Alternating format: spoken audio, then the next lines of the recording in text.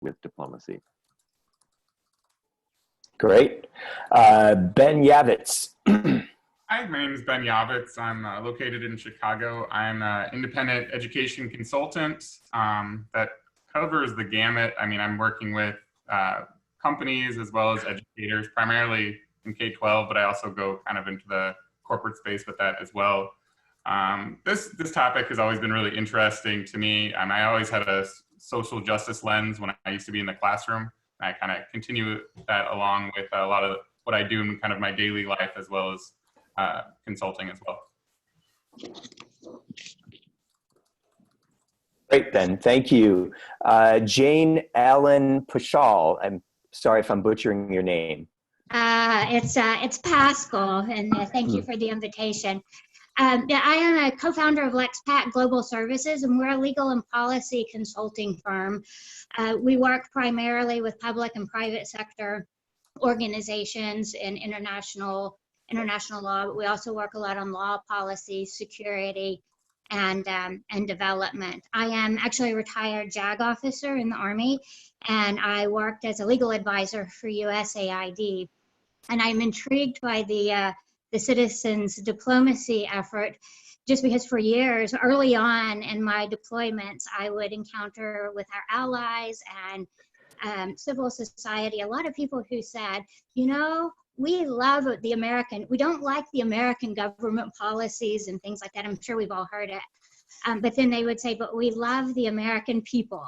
And so I am excited to see that this many years later, it's actually got a title of citizens diplomacy, and I'm excited to see how that can be leveraged. So thank you. Great. Thanks, Jane Ellen. Lindsay Beer or Beyer. Yes, it is Beer. So it is wonderful to see you all. I'm Lindsay Beer. I'm an assistant professor at the University of Southern California.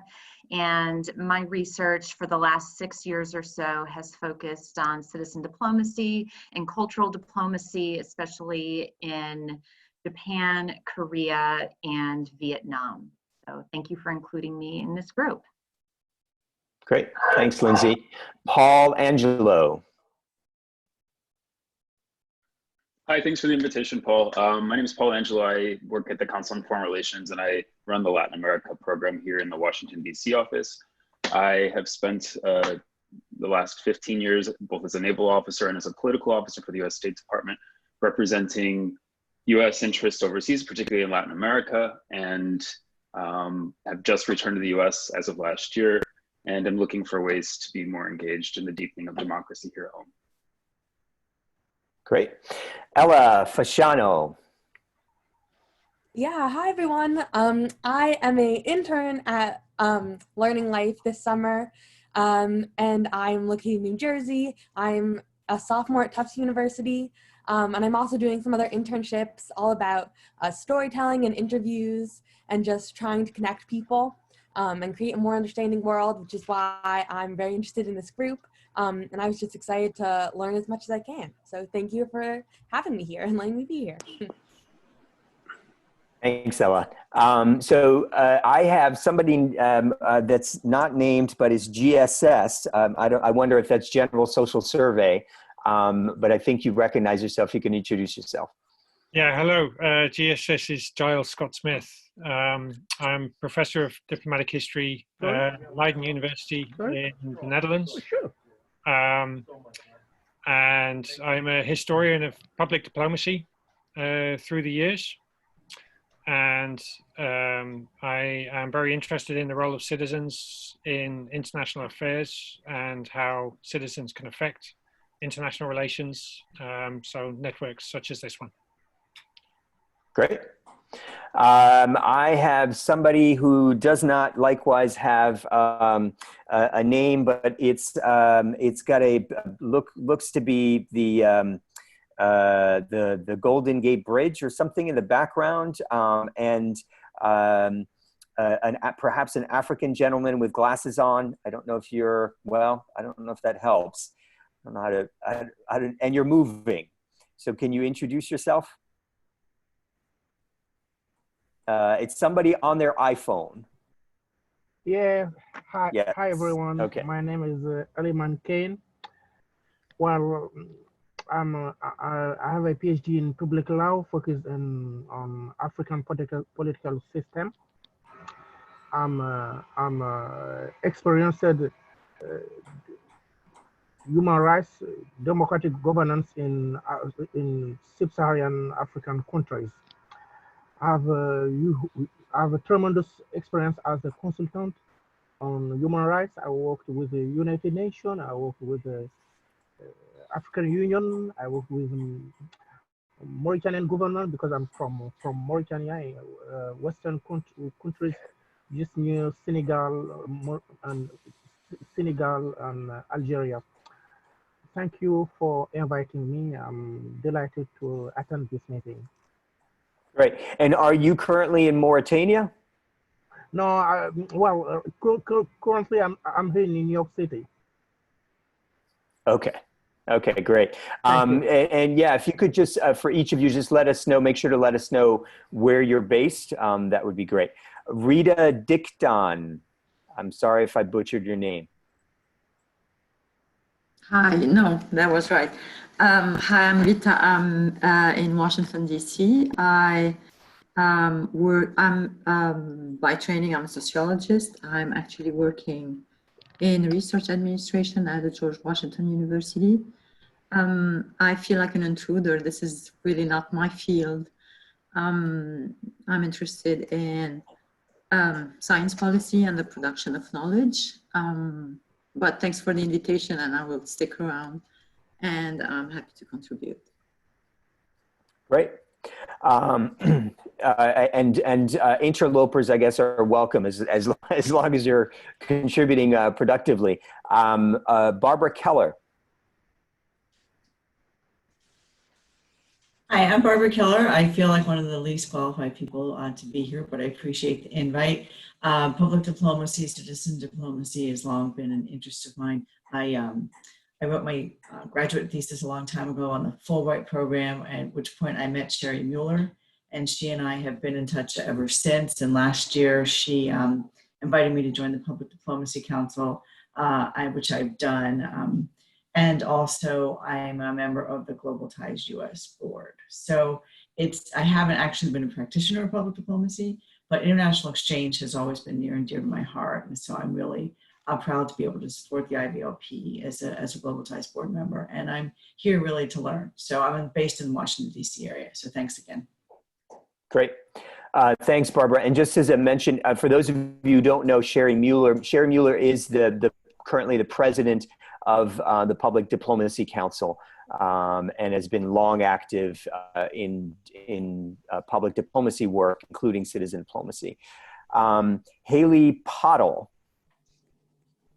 You got it. Thank you. So nice to meet everyone. My name is Haley. I'm a program coordinator for a U.S. Department of State initiative called Tech Girls.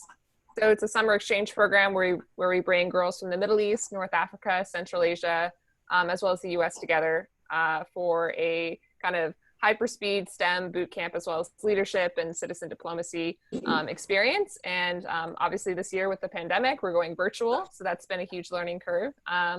I typically am based in the US, but I literally just returned yesterday from the Middle East as I was out there for work a few months ago, and then the pandemic happened, so all travel was put on hold. So I am thankfully back stateside, so very jet lagged, but happy to be here, and looking forward to learning with everyone. Great. Anna Popkova. Hi, I'm Anna Popkova. I'm an assistant professor of communication and global international studies at Western Michigan University, based in Kalamazoo, Michigan. I'm also the vice president of the board of directors of our local citizen diplomacy organization that is actually part of the Global Ties network. So glad to see a few people from Global Ties here. My research focuses on public diplomacy, particularly the role of non-state actors. And my research on citizen diplomacy currently looks at the local impacts of citizen diplomacy. So how do the visitors that we bring here to the US, what do they bring to the communities here, especially in smaller places, not big towns where there is already a lot of diversity. Excited to be part of this group. Thank you very much for invitation. I'm excited to network with everyone, to exchange ideas, learn about others. Thank you. Great. Vanessa, no last name, but I think you know who I'm talking about, I guess. Hi, Paul. Hi, everyone. I'm Vanessa Panaligan. I'm a partnership specialist at the Global Partnership for Education at the World Bank, based in Washington. My intro to public diplomacy was actually years ago when I came into grad school. I went to Georgetown here, also in Washington, wanting to focus on diplomacy between the West and the Arab world. Shifted in another direction, obviously. Since then, I've kept my interest in the whole research sphere, and I've been also active with the Institute for Cultural Diplomacy based out of Berlin. Thanks. Great. Thanks, Vanessa. Jeremy Bennett. Yes, hi. I'm the Director of Graduate and College Transfer Programs for the Citadel in Charleston. My PhD's in sociology, but I'm an assistant professor of management. And I also have a website I do called Facts Not Opinions, where we try to get non-political facts out to everybody to make kind of conscious decisions for themselves. Cool. Thanks, Jeremy. Andreas Fulda. Yeah, hi everyone. Andreas here in Nottingham. I'm a senior fellow at the University of Nottingham Asia Research Institute. I'm also the author of The Struggle for Democracy in Mainland China, Taiwan, and Hong Kong. And last year I published a research article which dealt with the question, what role do individual citizens play in the arena of public diplomacy and interstate relations? And the title is The Emergence of Citizen Diplomacy in EU-China Relations, Principles, Pillars, Pioneers, Paradoxes. And that was the first time that anyone has actually done, a scoping study about, the role of citizen diplomats in a very difficult country, and increasingly authoritarian mainland China. Great. For those of you who are not speaking, you may want to put mute your volume. So Dan Whitman, we just heard, I think a pencil drop or something like that. But I've got Fogelsong. If you could introduce yourself. My name is David Fogelsong. I'm a professor at Rutgers University in New Brunswick, New Jersey. I'm a historian of Soviet American relations, and my current research project is a book about the ending of the Cold War that challenges the standard great man interpretations, Reagan-centric, Gorbachev-centric, and instead emphasizes the role of citizens, Soviet and American citizens. Travel back and forth, citizen diplomacy, in the process of overcoming stereotypes and enmity in Soviet-American relations. The first piece of that research project has just been published in the journal Cold War History, and it focuses on Soviet visitors who came to the United States, particularly between 1985 and 1989. My objective is to reinterpret the ending of the Cold War and to provide thereby some inspiration for citizen activists today about the potential impact that they can be really quite earth-shaking. Great. Debbie Trent. Good day, everyone. I was delighted as a Public Diplomacy Council member that Paul joined us a little earlier this year. And I was happy to hop on a couple of phone calls earlier in the spring to brainstorm about forming this group. And I think he's just done a great job and a great service to the field, bringing us together. I have been a practitioner of public diplomacy at the U.S. Information Agency, and then went on to co-found a research nonprofit, especially helping out community colleges do their expand and create more educational exchanges around the world. And since then, I went back to school and got a doctorate in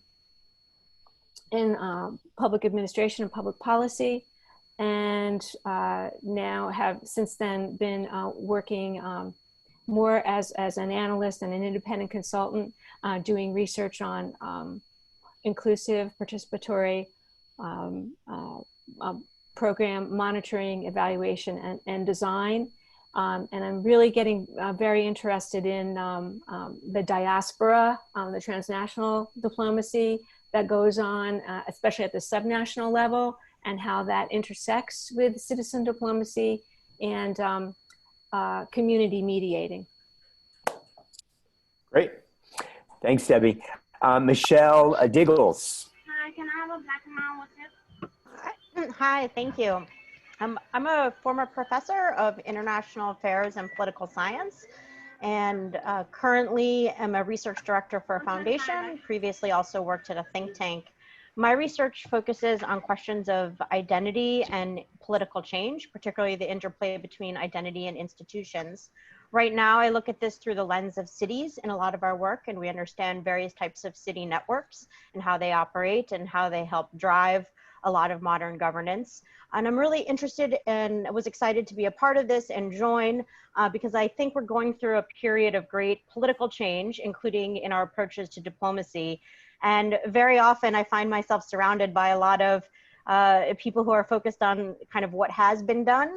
And I'm excited to talk to some dreamers and think about what could be done with you all kind of moving forward. Great. Thanks, Michelle. Somebody named I Am Jacqueline. Hello.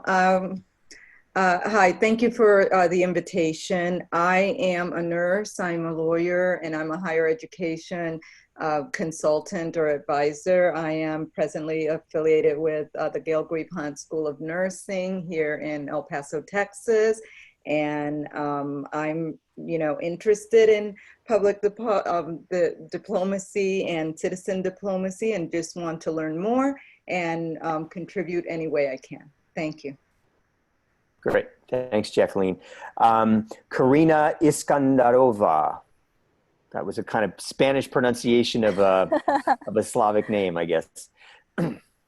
Don't worry. Hi, everyone. Thank you, first of all, for the invitation, Paul. We have been connected on LinkedIn many years now, and I'm very happy to be part of this group. My name is Karina Iskandarova. I'm from Greece, even though I'm Russian and Uzbek as well.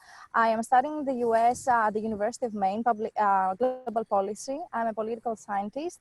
And the reason that I wanted to join this group is because I think everyone, all of us need to have a say and a voice with regards to public matters that shape our realities. And politics is something that is vital for everyone to understand, because during my studies, we never focused our attention to public engagement and public diplomacy. So this group is a great start for me to understand how I can contribute and how can I become an active member in my own community here.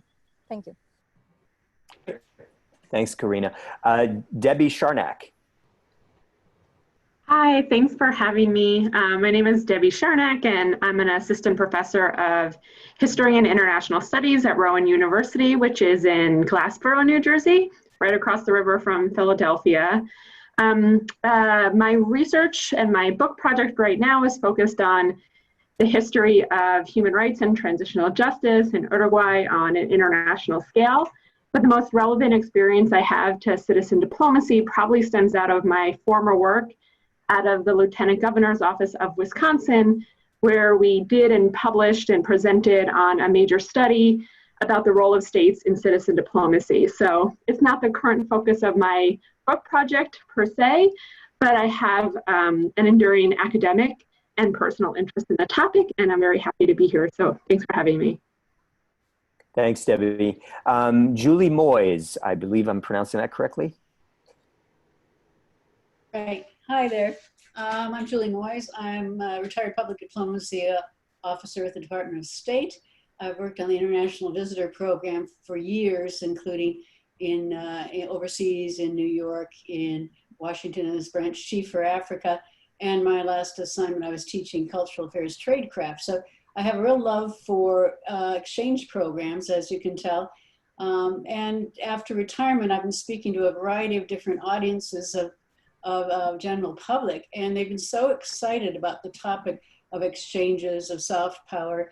And I'm looking for ideas on how you translate that into more people involved with citizen diplomacy, because I think we have a vast number of people that are just excited about this and want to play a role. Thank you. Great. Thanks, Julie. Dan Whitman. Hi, Paul. There I am.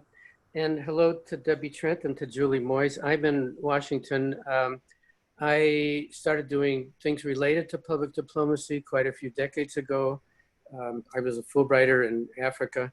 I was a public diplomacy foreign service officer during USIA and after it went into the State Department. I worked with Yale Richmond in the early 80s on Soviet American exchanges. We did a small pamphlet. I've done a book of oral histories of exchange between South Africa and the US. It's called Outsmarting Apartheid. And I think citizen diplomacy is particularly, it's always important, but particularly when foreign observers are uncomfortable with our government policies. And this would be a time like that. So I think I'm very excited about this whole notion. I do want to make one pitch. I will have students at American University in the fall looking for internships. I will post a little chat thing, but if anybody in this group would have interest in hosting a brilliant intern undergraduate, especially if you're able to do so remotely, the easy email for me is Whitman, like the poet, @american.edu, and I'll post a chat also. Thanks, Paul and Debbie, for getting this together. Thanks. Thank you, Dan. Victor Betancourt. Yes, good afternoon. Thanks for the invitation. I'm with Marymount University, and I'm the executive director for the Center for Global Education. And I'm interested in seeing the sort of the connection of adding global public diplomacy to global learning, study abroad, international programs, particularly before and after they return from their international experiences, and also looking at internationalizing the curriculum with this topic in particular. Thank you. Great. I am switching to my next screen. So hold on a second, guys. I'm looking for people that I have not introduced themselves yet. Saeed Ijaz Kabir, and I'm sure I'm butchering that. You're not butchering my name, pronounced actually. And thank you for inviting me. Special thanks to Paul. After all the participants has introduced themselves, I really find myself to be misfit over here. Actually, I'm from Bangladesh, and I'm a legal practitioner and consultant, and I also do advocate for governance and human rights, and as a result of which I find international relationships and diplomacy to be very much interrelated, and as a result, it's you can say I'm a international relations and diplomacy enthusiast, and I would like to contribute the way I can, and from my perspective and from my country. Great, Saeed, welcome. And am I pronouncing correctly? Is it Saeed? Yes, exactly. Okay, great. Somebody named Picou Bartier.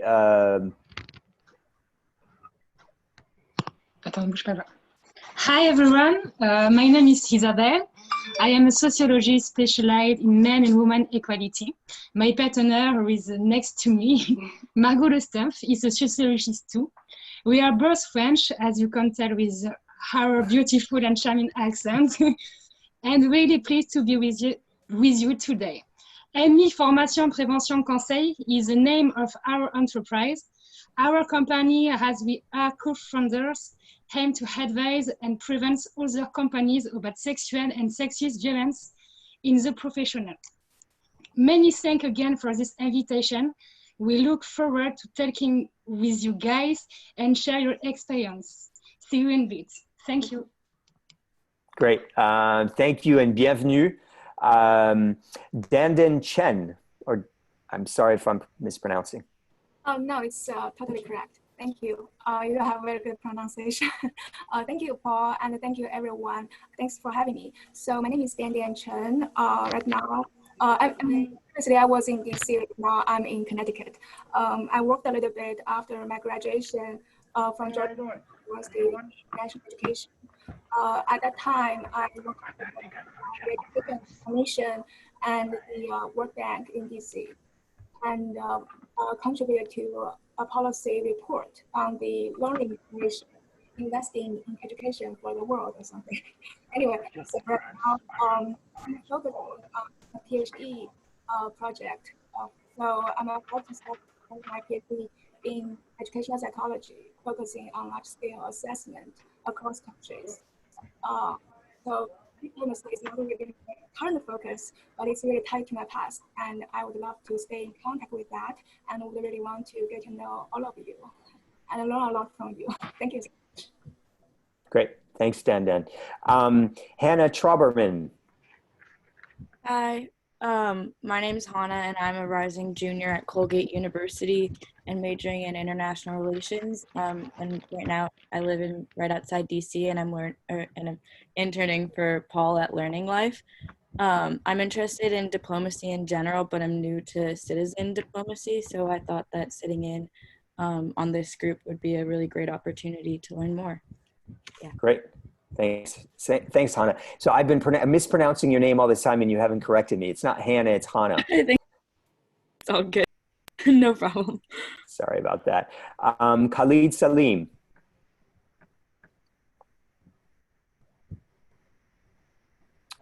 Oh, Khalid, we cannot hear you. You have to unmute yourself.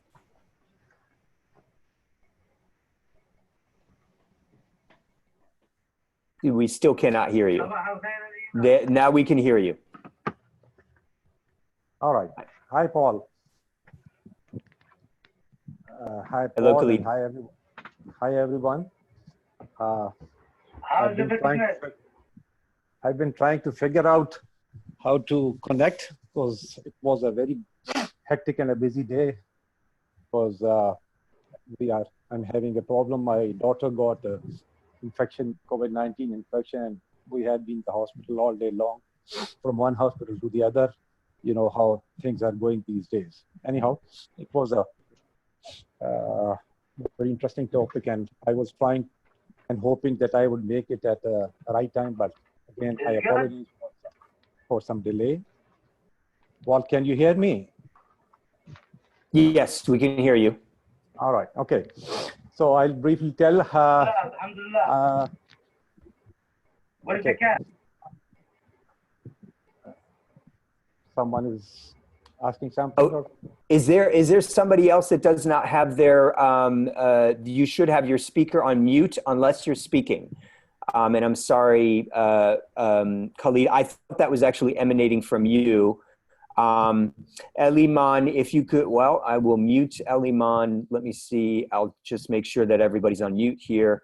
Unless, okay, so that should solve the problem. Go ahead, Khalid.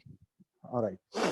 Okay, so in fact, I'll just give you a brief of my previous experience. The most recent long-term assignment I had been doing with the USAID, I was working as a governance advisor for them for almost like 6 years. And for the last 2 years, I've been carrying out independent consultancy assignments in different areas and arenas here in Pakistan with local and international and even American companies as well. And apart from that, I'm managing a large civil society organization which is working for the advocacy and relief, rehabilitation, and development work across the country. This citizen diplomacy is very, for me, I feel I'll be the student of it because all my life we've been working on the community engagement, social mobilization activities to mobilize the people, to empower the people so that they can ask the government and the service providers to provide the required services and facilities which they deserve. Although there is Pakistan, they consider themselves at times a developing country, but still I think it's far behind where it should be, because one of the key problems in this part of the world has been that the military, I should say, or certain like big landlords have always taken the control of the country's governance system. And the common citizen, the public, do not have access to all those decisions or how the decisions are made. It should be made. So we have been trying, like for the last 25 years, I've been in this field working with various, apart from USAID, I have been working with UNDP, Canadian CEDA, UNIDO, and name many other organizations. And I thought it would be a good opportunity to share the learning from other people, and maybe I could make some difference in the lives of the people of this region and could contribute with whatever background and experience I have in this governance and democratic governance fields. So I'm looking forward to learning from you guys. Thanks a lot for sending this invitation. Thanks, Khalid. So next person is, we only have 8 more people. I'm sorry, it takes a while, but it's worth getting people to introduce themselves. Patricia Harrison here in DC. Hello, everyone. I am Patricia Harrison, and I am Director of Professional Exchanges at World Learning, which is one of an NGO, one of the implementing partners of the International Visitor Leadership Program with the State Department. So I am a practitioner and I'm excited to see the diversity of people who are on this call. Thanks very much. Great. Thanks, Patricia. Musa Nyang. Musa, can you hear us? I will switch to the next person and come back to Musa. Piero Dominici, if I got it right. Hi, Paul. Hi, Paul. Hi to everyone. Thanks for invitation. As I brought you in the chat, I'm a sociologist and philosopher, and I'm a professor of sociology and philosophy of complexity and of communication at the University in of Perugia, but I'm from Rome. And my interest for this enterprise, for this complex project regarding that my personal conviction, that especially in the age of disintermediation, we must recover the strategic role of mediation figures and institutions. And so I think that there is a particular strategic role of communication that we are continuing to confuse with connection, with marketing. I think that we have an important problem of culture of communication. So I hope that we will be the occasion to make research. Thank you. Okay, great. Thanks, Piero. Musa Nyang, please unmute yourself and introduce yourself. Hi, everyone.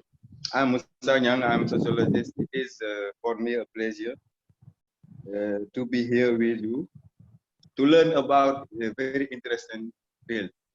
I admit that I am a junior, but I have capitalized great experience of 10 years in the development sector with specialization on sexual and reproductive health, gender, migration, child protection, among others.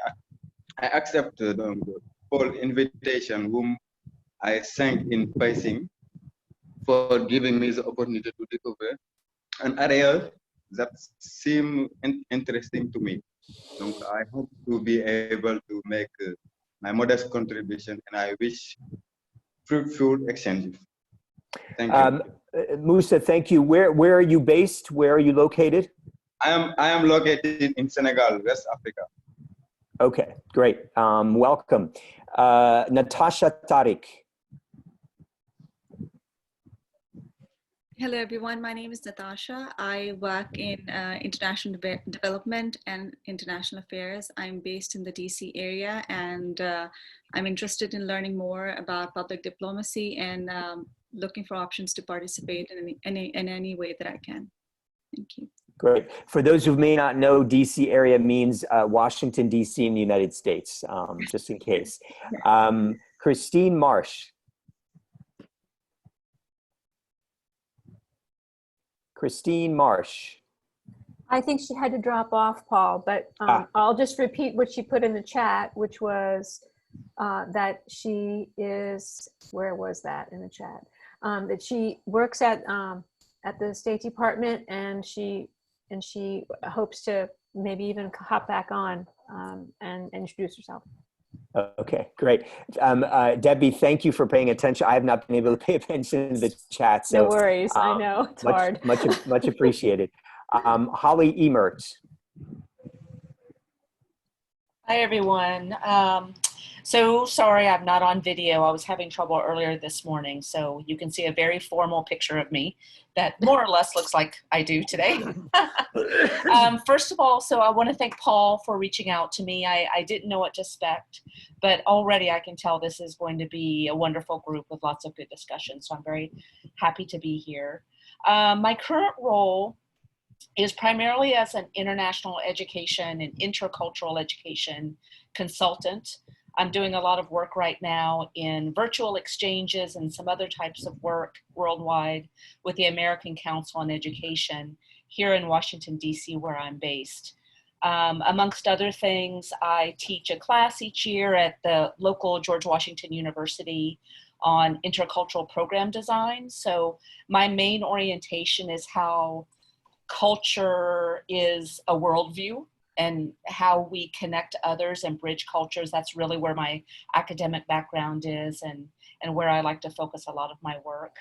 I think the only other thing I would say is that most specifically to the public diplomacy realm, for about 7 years until very recently, I worked at a local nonprofit called the Institute of International Education, where I was the director of a Fulbright program for K-12 teachers worldwide.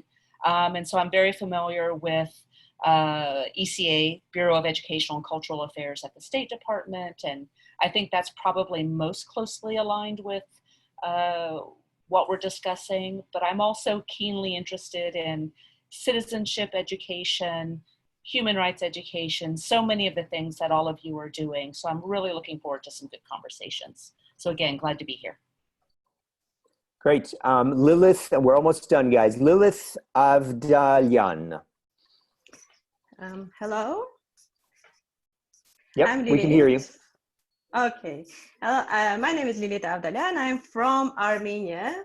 I'm a sociologist, and I've been working in different fields like youth policy making, in higher education system and higher education, with higher education policymakers as well. Because I work in agriculture, and I used to do researches, and I'm as well a research methodology specialist, and that's why I'm not only interested in the topic, but as well as in the research methodology. So I'll be very happy to cooperate with different field representatives to understand how work is done in different countries and in different research institutions. Thank you. Great. I think we've reached everybody. Has everybody introduced themselves? Okay, I think we have, everybody's introduced themselves. So the second part of this meeting, just to remind you, is I'm going to do a relatively short presentation. I don't think I'll take more than 20 minutes. And following that will be the third and final part of our presentation, where we basically determine when we would like to meet on a regular basis. It does not have to be at this time or on this day every 2 months, but so that'll be the first question. The second question will be who you have in mind for presentations. If yourself, you might want to suggest presentations in the chat box that you would be willing to do. Yes, so we could create a poll. I think Karina had said we could create a poll with available dates maybe, but we'll get to that when we get to the discussion. So I'll talk briefly here. I'm going to switch to a PowerPoint presentation. So I'm going to be sharing my screen with you in a moment.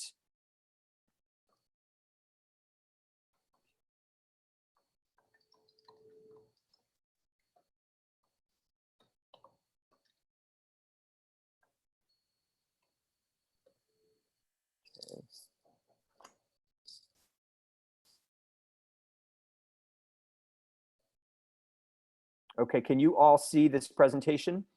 It should say, okay, great. Let me know if you can't.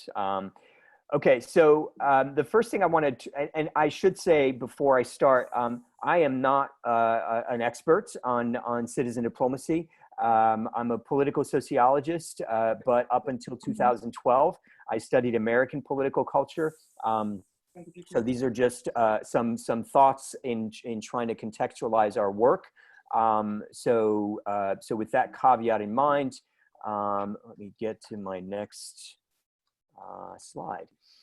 So there are a variety of kind of, and in fact, one thing we may want to devote some time to is trying to define citizen diplomacy, because in my own efforts to try to define it, there are kind of some things that I want to raise as issues.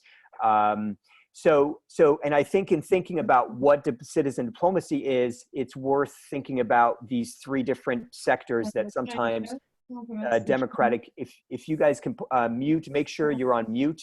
I haven't muted everybody, but make sure you're muted. One of you is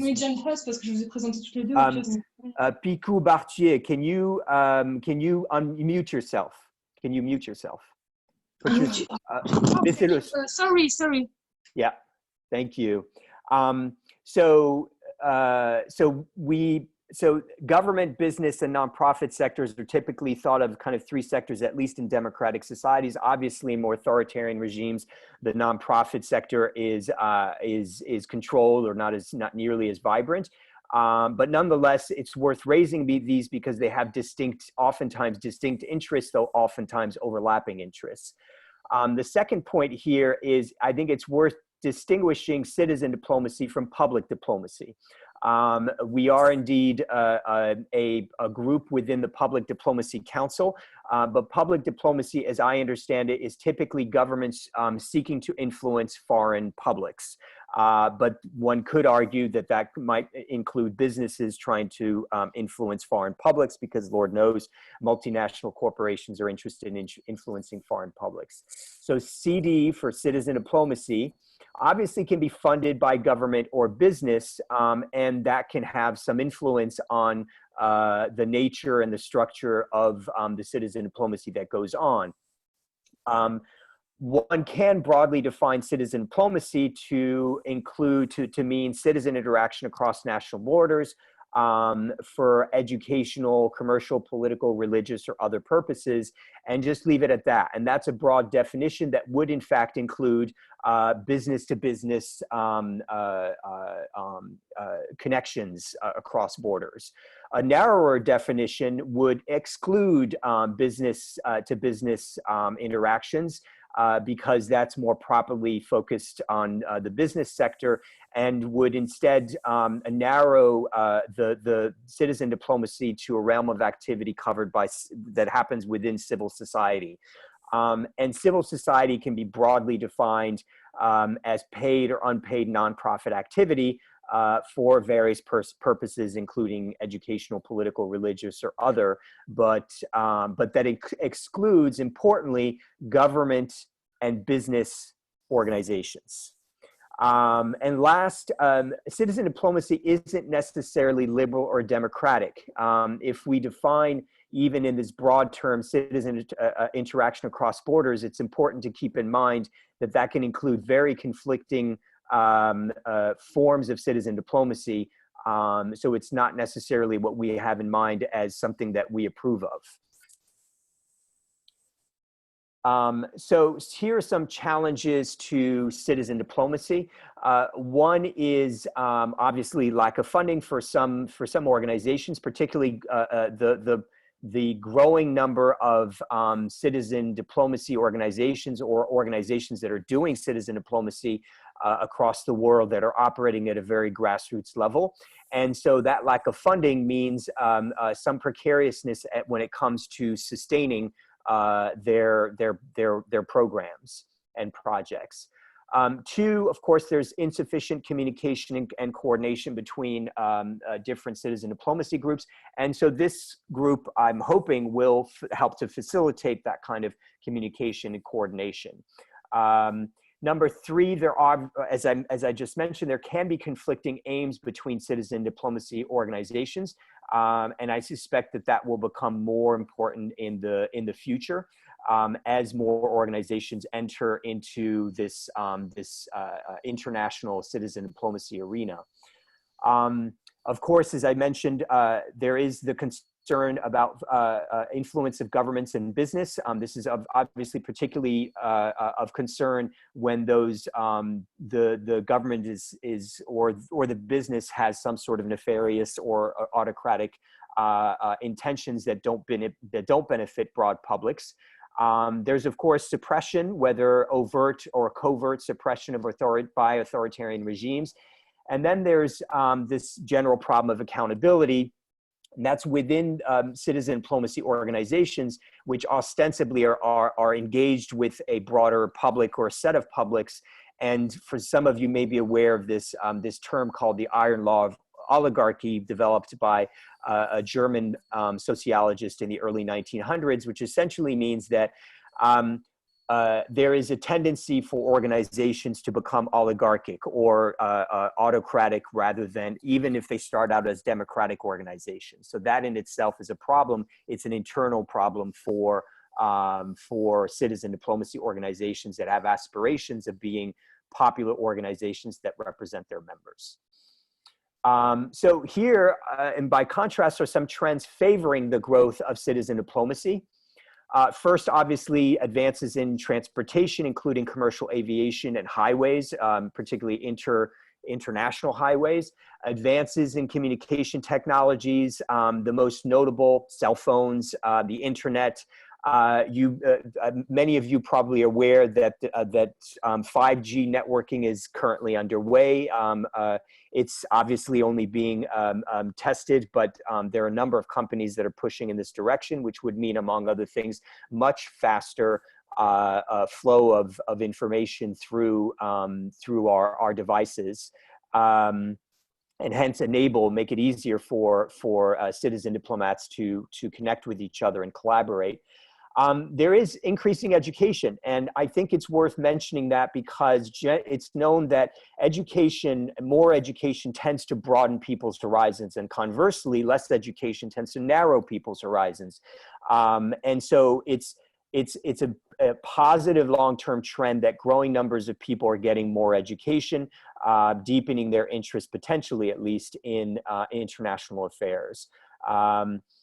For democratization, obviously there's an authoritarian resurgence happening, but if you look at the long view, there's clearly a movement towards more democracy and more interest in democracy among peoples of the world. And that's understood, among other things, as interest in human rights, the rule of law, elections, and government accountability. And lastly, there is, and this is for better or worse, increasing government investments among both authoritarian and more democratic regimes in soft power, and that means greater investment in citizen diplomacy. broadly defined. So here are a few reasons why I think citizen diplomacy matters, both actual and potential. One is there is the potential for the development of a global civil society.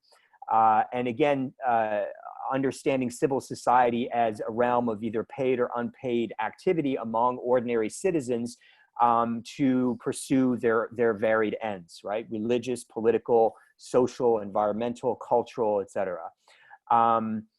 Two, there's the potential for nurturing citizens' capacities. So for any small d Democrat, that's a general concern. Their ability to carry out projects of shared concern across national borders is an increase in the capacity effectively of citizens. And when you think about citizen capacities, of course, we think of various things: their ability to hold meetings, to organize, to fundraise, to get their message out, to form coalitions, et cetera, and so forth. Three, increasing tolerance for difference and less conflict. There is, at least according to the research that I've read, some relationship between engagement in citizen diplomacy and increasing tolerance for difference, openness to engaging with people who are different from us, and accordingly, the potential for less conflict. Number four, greater accountability of governments to their people, to the extent that we have a vibrant citizen diplomacy sector that can hold governments accountable. Number five, development of international governance. This is for those of us who, at the highest or the most ideal levels, this would mean that there's the potential for those who wish for this. Some of you may not. I do. For some sort of effective international government, whether it be the United Nations or else, that is accountable to peoples across the world, and that avoids or clamps down on the capacities of governments and powerful international organizations, including businesses, to take advantage of differences in international law to their own advantage, and oftentimes at the expense of publics across the world.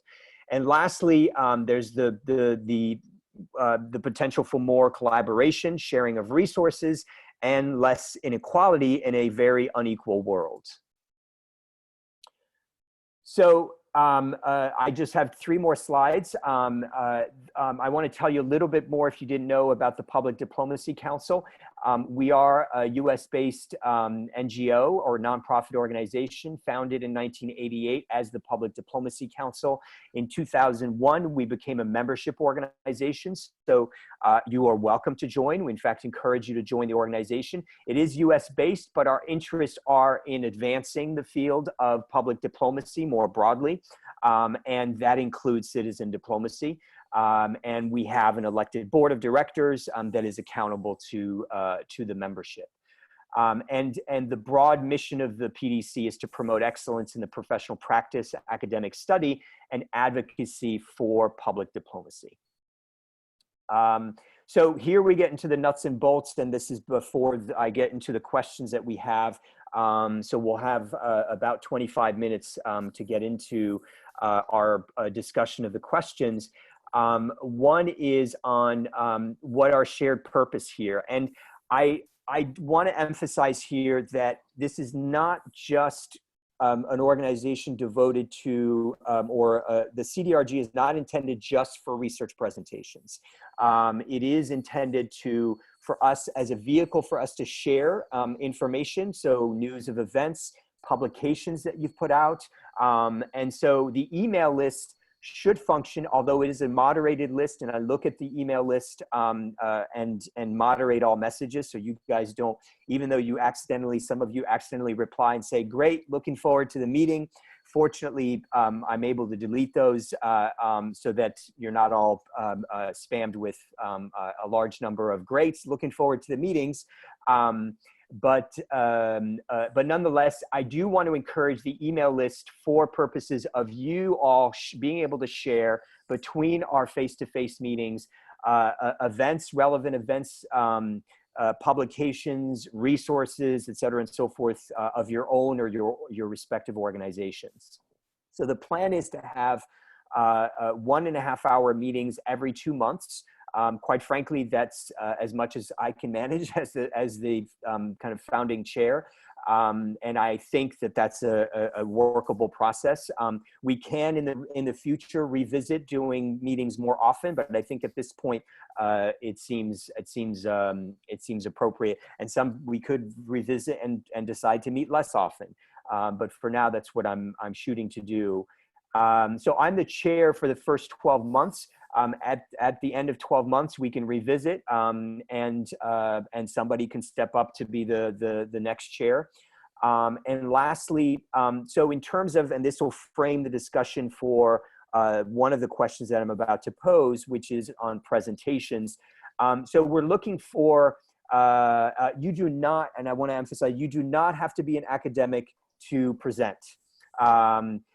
We encourage, so Debbie and I talked about this. You want to, and quite rightly, Debbie Trent, who has been helping a lot with kind of planning for this, has quite rightly pointed out that we want to encourage ordinary people who are involved in citizen diplomacy to present on the work that they're doing in citizen diplomacy.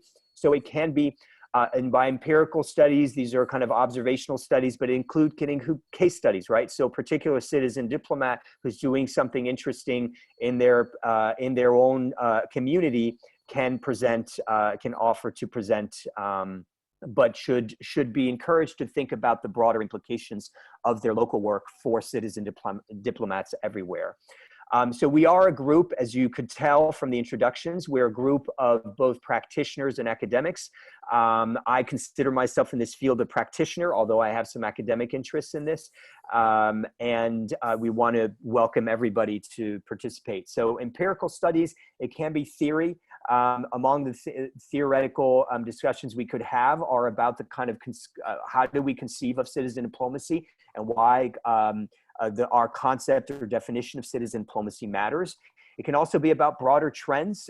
Those can be trends at a global level or trends at in a particular continent or some region, or about particular programs or projects, or about citizen participation itself in citizen diplomacy. So with that said, my last slide are the questions, which are, first of all, what day and time should we meet every 2 months? And secondly, who would like to present? And I would recommend, if you would like to present, please put in the chat box what you would like to present on.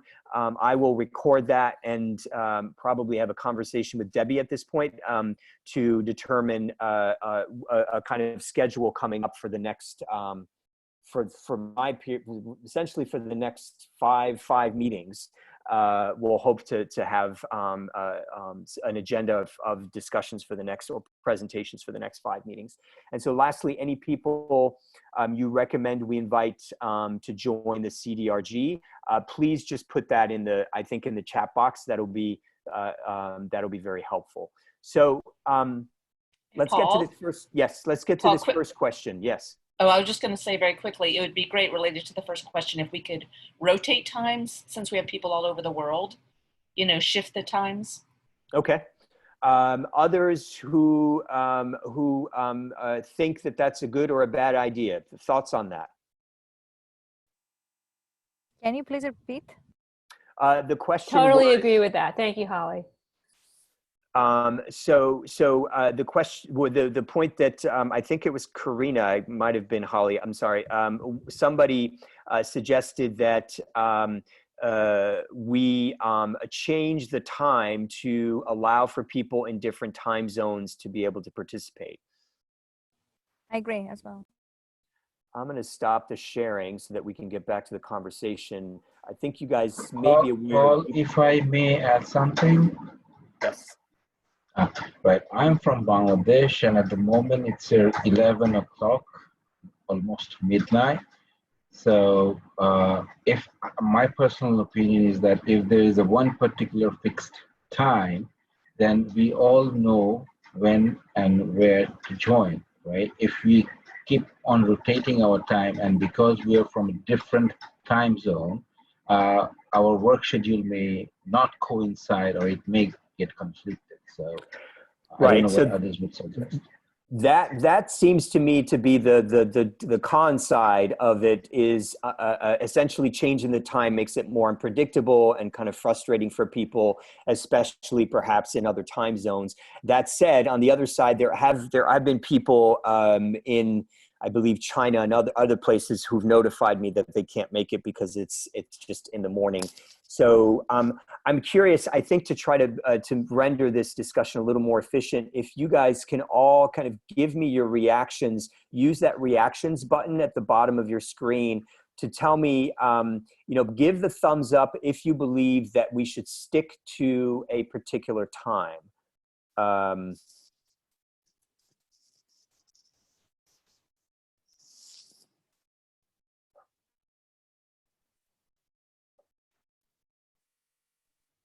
And by all means, as people are voting or giving their thumbs up, please note. I'm trying to see here. Okay, I think a majority of you are actually for changing the times, if I'm getting this right. Can you do a thumbs up again, just because the thumbs up unfortunately disappears after a few seconds? Thumbs up again if you believe that the meetings should stay the same, same time. Hey, Paul, I think one of the things when I think about the changing time is the concern of, are we gonna change the time? So like I'm in Chicago, am I gonna be coming on at midnight at one point, and like how wildly are they gonna be different? I think you can change them within reason. I mean, I know we're all around the world. I don't know where like majority everybody is, but there has to be something within reason that fits most of us. Otherwise, it's gonna get, I'm not gonna come on at midnight. So that's a good point, Ben. I've sort of been tracking where everyone's from, and it's pretty amazing. All over the world, and maybe it's hopeful thinking, but as we come out of this and possibly another surge of the pandemic, people will be traveling even more. So I would say if we varied it by maybe 6 hours, 5 or 6 hours, like every other time, it's just a thought. May I add, if it's possible to do it during the weekends, because many of us will be studying now in the fall, will have a job. So if it's possible to consider also a weekend, a Saturday or Sunday. Okay. And one suggestion from my side, I'm from the other side of the globe, Pakistan. We are 9 hours ahead of US. So this time is perfectly fine. I can manage. But if you delay it further, then it would be maybe midnight or something. So just kindly keep that in consideration. Right. Right. And people in China are like 12 hours ahead of the US time. So I don't know. I mean, but that could be possible. I mean, thinking about arranging the meeting at about 10 p.m., which is 10 a.m. in Beijing. I don't know. That could work, but that might not work for some people. If I could just offer a suggestion as well. So with the Tech Girls program, we're working with time zones from Hawaii all the way to Kazakhstan to Central Asia. So we have a lot of time zones to deal with in synchronous calls. So we're finding that, having a couple of options like a 8 a.m. Eastern Standard Time is not ideal for people who are in the US, but it's much more accommodating to people who are 10, 12 hours ahead of time. And then also having the option for like a lunch call, like 12 p.m. is very helpful for people in the US who maybe wouldn't be able to get up, on the West Coast or something, but having just a couple consistent times and you could rotate them might be helpful. Just so we have like an 8 a.m. call 1 month, the next month is 12 p.m. and we're recording all of them and just making every call available for people so they can catch up as needed. That's what we've kind of found is that the 8 a.m. And then 12 p.m. Eastern Standard Time kind of gets everybody involved to the best of our ability.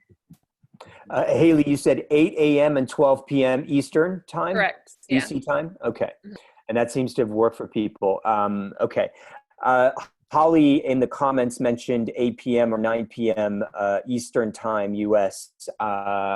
as a possibility, but I'm not sure if that works for many of you. Yeah, it's never perfect. That really just reflects the countries I've been working with. So there is no perfect time. It's just what's the least painful. So how about Haley's suggestion, which is that we alternate between 8 a.m. and 12 p.m. Eastern Standard Time. I think for some of you that may not, yeah, what are your thoughts? Fine with me, because I have had quite a long years of experience when we used to have conference call with the DC while in Islamabad, so we had to have like a late hours. So from 8 to 12 p.m. is fine with us. Okay. Yeah, and someone suggested a poll. I mean, you could easily have a poll where you can put multiple times or something and just see if, I mean, there might be something that shakes out, you know, within reason of, you know, come up with some things that are reasonable span. Okay. So Ben, I think that's a good suggestion. Khalid? If I may, I think if it's possible for everyone, like 8 to, you were saying if the Eastern time from 10 to 12, I think it may help for most of the time, provided it's done on the weekend, right? So from me over here, the weekend is Friday and Saturday, and from most of you, the weekend is Saturday and Sunday. So if you can fix it on Saturday, so I think even though there's a shifting of time, we may be able to arrange our availability. Interesting. Okay, so I think I'm going to follow Ben's suggestion in the interest of time, which is that we do a doodle poll. But this discussion was helpful because it identified some of the times that we might propose in the doodle poll. So 8 a.m., 12 p.m., I'm thinking Eastern time here, 8 a.m., 12 p.m., and maybe sometime like a 9 p.m. or so. And then something like a Friday, so that we have a weekend time for some and then a weekday time for others, because it seems like for some people weekdays are better and then some people weekends are better. So I will send that out. I'll have a discussion with Debbie kind of figuring out times, and we'll send that out. Now let's get to the other two questions. As I mentioned, the question about if there are people that you think should be invited who are not part of the list and part of the CDRG. Again, it's a free group to join. Anybody can join who's interested. So if you can suggest people in the chat box that you can think of off the top of your head, I'd greatly appreciate that. And you can take a moment to do that now if you'd like. Beyond that, the only other topic for discussion is I think it would be helpful to get some ideas from you, even if you don't want to be the presenter, if there are topics that you think we should be discussing.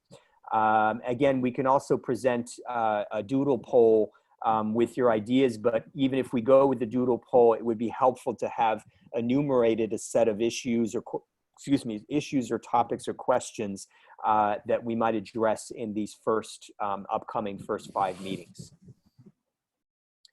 Any thoughts?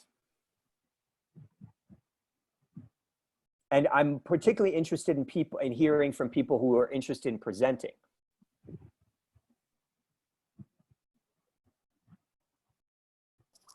I have one question that is about the scope of this presentation. I mean, how do you define this citizen diplomacy? And how do you envision about the topics that people could present within your definition? So I don't think we are fixing on, at least at this point, on a particular definition. The PowerPoint that I presented offers a couple of definitions on that slide about defining citizen diplomacy. But I think for now, I wouldn't worry too much that you're excluded or included. We just will allow people to but I think you just need to pitch a specific idea for a presentation. Paul, there are a couple of very good suggestions in the chat. Karina, Andreas. I think those look really promising. Great. Please keep suggesting in the chat. What I will do, I think, is I will probably I'll consult with Debbie about how we go about structuring this, but I think we'll do two different polls, one for the timing and then two for upcoming topics, and see what people are most interested in, to make sure, because we have about 150 people on the email list, and the list is growing. So I want to make sure, because it's only 33 of us on this conversation right now, so I want to make sure that those people who are on the list get a say in both of those topics, the meeting time. Paul, if I may suggest something from my experience, with this kind of group with too many participants, what actually happens is like we need to ensure that this group doesn't become disjointed, right? So that we all get to introduce ourselves multilaterally and bilaterally as well, and we can develop a relationship among ourselves and keep this group very cohesive as much as possible for us to make an impact of whatever we're trying to do. And whenever you're talking about public diplomacy, this is my personal opinion. I mean, when it's diplomacy, I mean, many other related issues comes in. Maybe for the time being, some may turn out to be less important, some may turn out to be more important. We actually, at the face of it, we actually cannot actually pinpoint which one is more important for the moment or less important for the moment. So let's take, for example, like whatever is happening within my region in South Asia, right? I mean, though there is a geopolitical issues and many soft power diplomacy and aggressive diplomacy as well, but this is also effective public diplomacy and good governance relating to some of our countries. And I'm sure like it's same with Pakistan and Bangladesh. And so, I mean, instead, whatever issues we do choose, whoever presents, my point of view is that so that as a group, so that we do something which will help us stay cohesive, and we can develop bilateral relationship, individual relationship with all the participants, and also as a group. And so that we can also discuss our issues, because I see we are here from diverse culture, a diverse continent, even though majority of you are from US, but still, I mean, US has a lot of influence over the world relating to diplomacy, whether it's public diplomacy or family diplomacy or soft power diplomacy. So I think keeping all this in mind, if we can keep this group cohesive and we can do our research, or under the PDC, Public Diplomacy Council, if we do have a blog for the CDCRG, our research group, and we can publish our blog and we can promote ourselves to the virtual world, maybe through LinkedIn, tweet, so that we can actually have a platform, and at least slowly we can develop to introduce our impact on the diplomacy and say that we have a voice, because we are from diverse culture and diverse continent. Okay, so I take two things, Saeed, from what you said. One is, I think, the importance of making sure that the presentations going forward are not just coming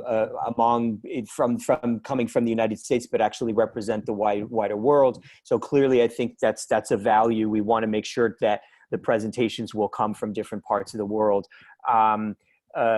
Two, I think that you want to have more conversation, right? It sounds like, and what some people are recommending on the chat is that we form a WhatsApp, so that we would have three different things. We'd have our in-person meeting, we'd have an email list, and then we'd have a WhatsApp for those who want to engage in much more conversation between meetings.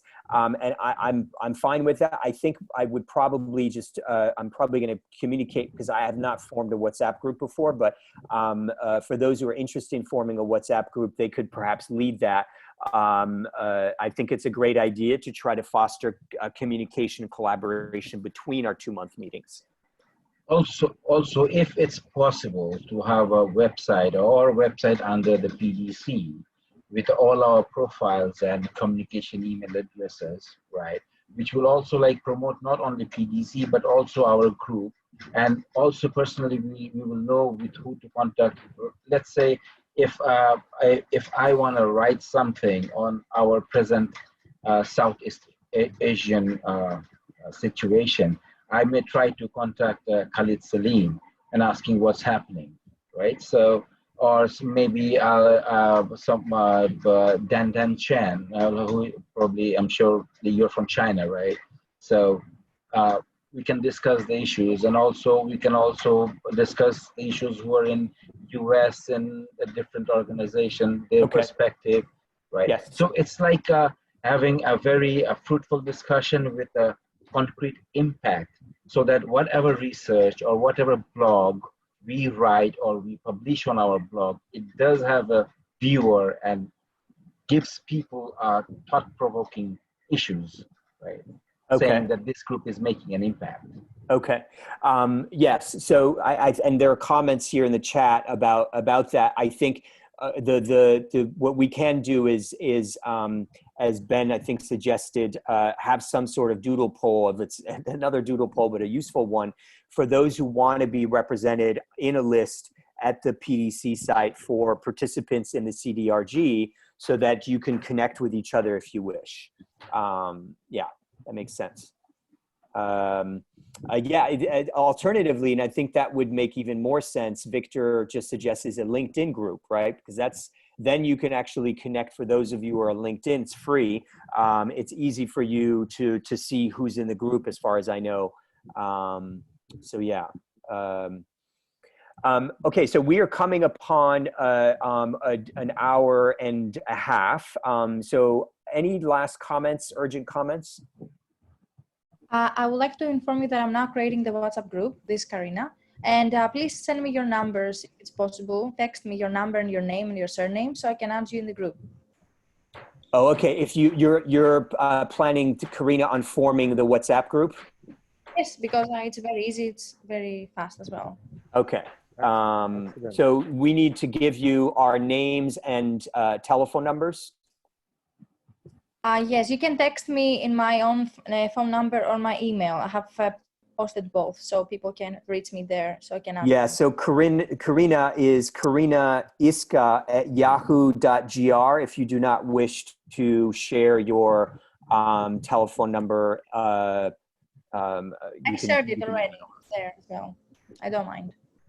Yeah, Karina, thank you for your willingness to form a group for us to kind of maintain contact in between meetings. Much appreciated.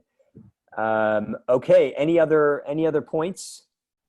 Pressing organizational points. I have a suggestion. Well, Mr. Musa. Yes, Musa.